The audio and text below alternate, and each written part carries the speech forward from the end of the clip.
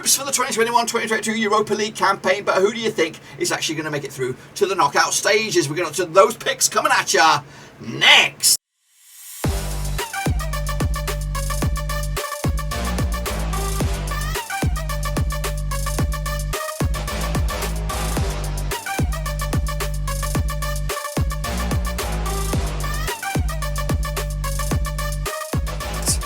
Right, folks, back once again on a prediction video. Today we're taking a look at my early door predictions for the Europa League, and we'll get to that in just one second. If you're new, wait a minute, smash your subscribe to keep you bang up to date with all things Europa League related, Blackburn Rovers related, well, football related. We're going to know here under one Ruski. That's right, boys and girls. Over the next few days, we're going to predict each and every one of the groups for the Europa League to see who I think will go through to the knockout stages and who I think will tumble into the Europa Conference and, of course, out of Europe completely. We'll have a look at that in just a second. Of course, a big shout out to the VIPs. They are the Patreons. I do appreciate your love and thank you for your support. And if you want to support the channel in another way, check out those links, patreon.com/Roverseas. But anyway, let's jump in the deep end then, shall we? Of course, take a look at what we're talking about. Alrighty then, boys and girls, let's jump in the deep end and have a look at what we're talking about here. Of course, now, before we jump in the deep end and have a look at that, I want to let you know that we're doing something a little bit interactive here for you guys to get involved with yourself. If you want to go and predict your own version of events for these respective groups, use this code. It is free to enter, Cutley/EuroGRP. That's right, of course.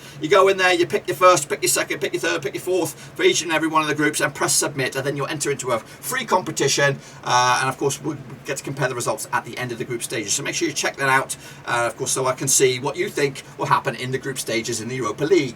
So let's take a look at Group D then, shall we? We have Frankfurt coming at you from Germany, Olympiakos from Greece, Fenerbahçe from Turkey, and Antwerp coming at you from Belgium.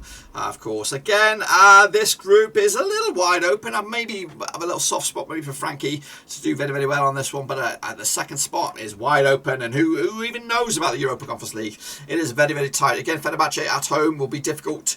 Olympiakos also can be a stubborn unit as well. So difficult one to call.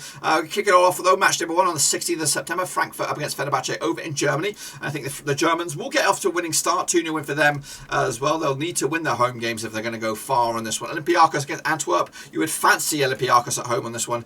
Antwerp, I think their struggles are going to lie predominantly on the road for them. So again, they must win their home games because of course their away day will be difficult. 16th of September, that's of course match number 1. Into match number 2, the 30th of September. It is a chance for Royal Antwerp to get off to the mark against Frankie, but they'll draw, just a draw of course, which I think is already a recipe for disaster. Played 2, just got the 1 point. Frankfurt unbeaten after match number 2. Of course, same day, 30th of September, will be Fenerbahçe against Olympiakos. Fenerbahçe will win at home, which of course will put them in a good situation alongside Olympiakos for at least that runners-up spot. The only team remaining unbeaten into match number 3 will be Frankfurt, and they all take on Olympiakos. Before that though, Fenerbahçe take on Royal Antwerp again over in Turkey, and again you would think Fenerbahçe would win this one. That's on the 21st of October. That is match number 3. Already Antwerp looking a little bit lost at the moment. They'll need a surprise away win. They've only got one more away day game, and that is up against Frankfurt, so I don't see it. Frankfurt, though, take on Olympiakos over in Germany. I think the Germans will win this one, 3-0 win as well. So back-to-back home wins for them,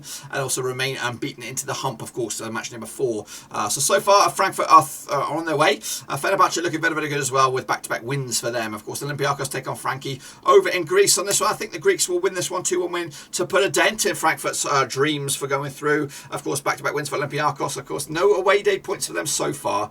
No away day, well, just one away day point for Frankie. Meanwhile, Antwerp take on Fenerbahçe in Belgium. I've gone with a 1-1 draw. So, of course, Antwerp are really showing their weakness here in my eyes. Of course, Fenerbahçe, an away day point for them is good.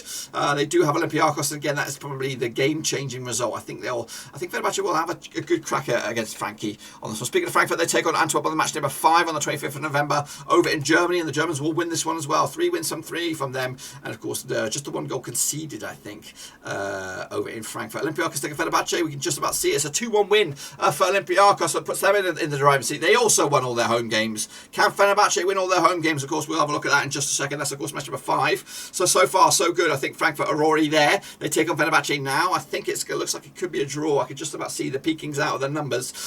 They take place on the 9th of September, match number 6. It is a draw, 1-1 in the end, which I think puts a massive dent dent in Fenerbahçe's dreams of course, that second spot. Frankfurt go through.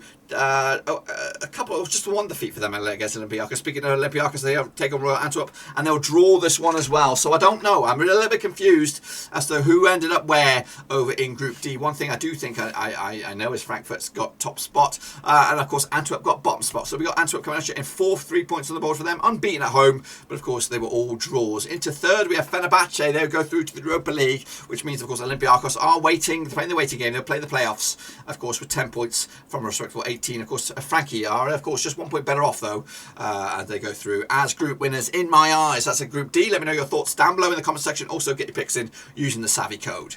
And there you have it, folks, boys and girls, and there you have it. Of course, make sure you get your predictions in right here using the link, cut.e/EuroGREP.